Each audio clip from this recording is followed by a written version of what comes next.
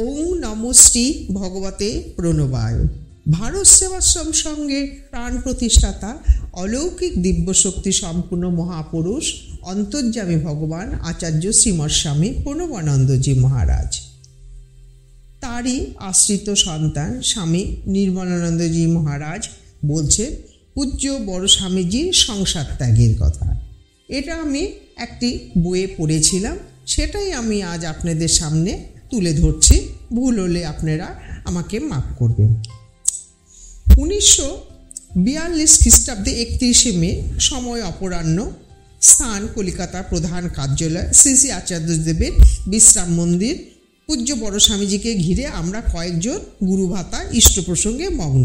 এই কথাগুলি বলছেন স্বামী নির্মলানন্দজি মহারাজ।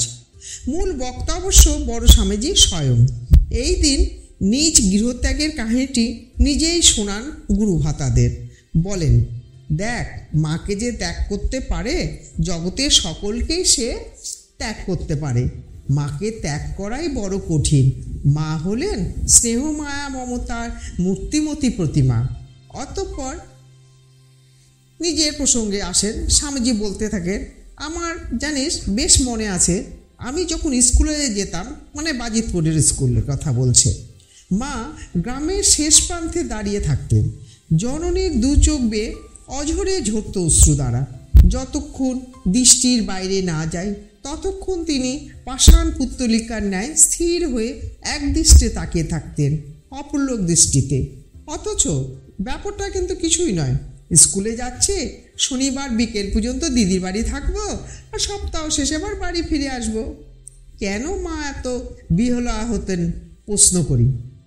জানো, আমার ভাব দেখে সকলেই বুঝে নিয়েছিল যে এ ছেলে আর ঘরে থাকবার নয়। আর এই ব্যাপারে সকল দোষারোপ করত বিনোদ ব্রহ্মচারীকে, মানে স্বামী প্রণবানন্দজি মহারাজকে। বলতো ওই সাধুই ভালো ছেলেগুলির মাথা খাচ্ছে। ঘর বাঁধবার জন্য বিবাহ দেবার প্রস্তাবও এসেছিল মায়ের কাছ থেকে। মায়ের কাছে তার উত্তর কিন্তু ছিল সুস্পষ্ট। দেখো মা, সন্ন্যাসী হব কিনা ঠিক নেই। যদি ভগবানের ইচ্ছা হয় তবে তোমার সেবার জন্য গৃহেও থাকতে পারি, কিন্তু বিবাহ নয়, এটা তুমি কিন্তু ঠিক জানো। পরের মেয়ে এসে তোমাকে গালি দেবে, তা আমি সহ্য করব না।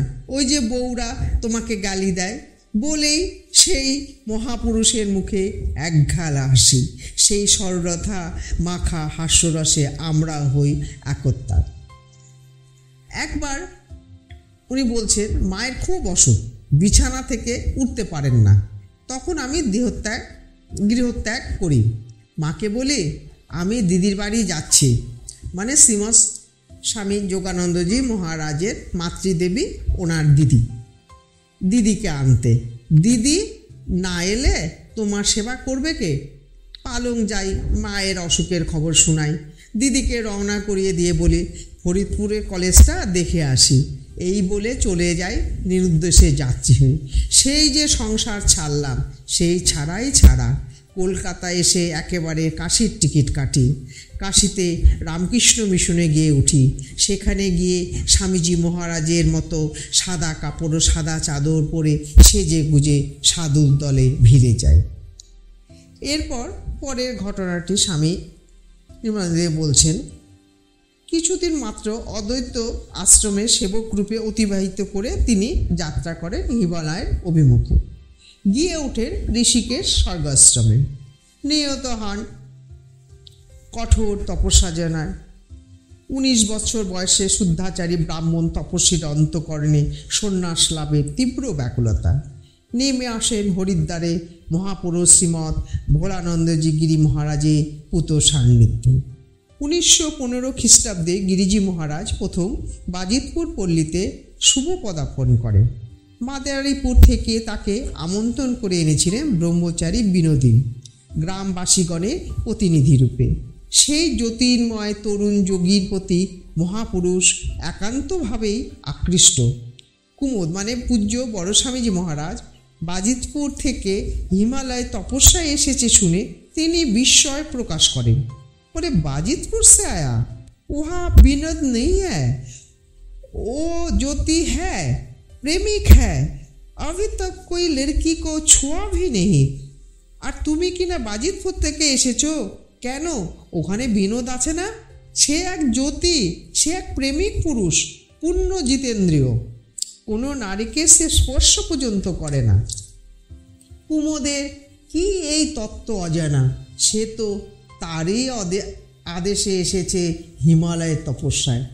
তখনও পর্যন্ত বাজিতপুরে পূর্ণাঙ্গ কোনো আশ্রম গড়ে ওঠেনি, যেখানে ত্যাগীদের আশ্রয় ও আহার্য দানের বন্দোবস্ত হয়। অথচ কুমোদ একান্তভাবে নির্বেদপ্রাপ্ত, সংসার বন্ধন তার কাছে অসহ্য। অথচ ব্রহ্মচারী কর্তৃক তাকে হিমালয়ে তপস্যায় অনুমতি দান। কিন্তু হিমালয়ের চৌম্বক শক্তি আর কতটুকু? তপসিদ্ধ মহাযোগেশ্বর ব্রহ্মচারীর অভাব কুমোদকে আকুল ব্যাকুল করে তোলে। সেই আকর্ষণ হিমালয়ের শক্তি অপেক্ষাও দুর্নির্বাণ। কুমোদ 1920 খ্রিস্টাব্দে নেমে আসে নিচে মাটির জগতে। বাজিতপুর প্রত্যাবর্তনপূর্বক পুনঃমিলিত হন যোগ অবতারের শ্রীচরণ মূলে। তিনি যে তারই অন্যতম চিহ্নিত লীলা পর্ষদ। শুরু হয় আত্মমুক্তির সাধনার তীব্রতার সহিত দুর্গত সমাজ ও জাতির নিষ্কাম সেবাব্রত। অতঃপর ইংরাজির 1924 সালে সন্ন্যাস লাভ। পূজ্য পরস্বামীজির প্রতি আচার্যদেবের সাধন উপদেশ: দৈনিক 5-6 ঘন্টা জপ ধ্যান করিও, অনেক সময় মৌন থাকিও। এমন অবস্থায় সর্বদা থাকিতে চেষ্টা করিবে যেন বহির্জগতের কোনো কিছুই তোমাকে স্পর্শ করতে না পারে। যতক্ষণ পর্যন্ত এই পরিদৃশ্যমান যাবতীয় পদার্থ বিস্মৃতি সাগরের অতল তলে নিমজ্জিত না হইবে, ততক্ষণ পর্যন্ত বিবেক বৈরাগ্য লাভ হইবে না। মনকে এই জগৎ হইতে সরাইয়া যতই অন্তর্জগতের দিকে নিতে পারিবে, ততই মন স্থির হইবে ও বিবেক বৈরাগ্য লাভ হইতে থাকিবে। তোমরা যে পথের প্রতীক হইয়াছ, যদি সর্বদা সেই পথে অবলম্বন করিয়া চলিতে থাকো, তবে কোনো প্রলোভনই তোমাদের কেশাগ্র স্পর্শ করিতে পারিবে না। ভোগীর মূর্তি পরিত্যাগ করিয়া ত্যাগীর মূর্তি পরিগ্রহ করিয়াছ। সতত সাবধানে থাকিও এবং সর্বদা মনে করিও, আমি সর্বত্যাগী, আমি সর্বত্যাগী, আমি সর্বত্যাগী। ওম তস্যৎ।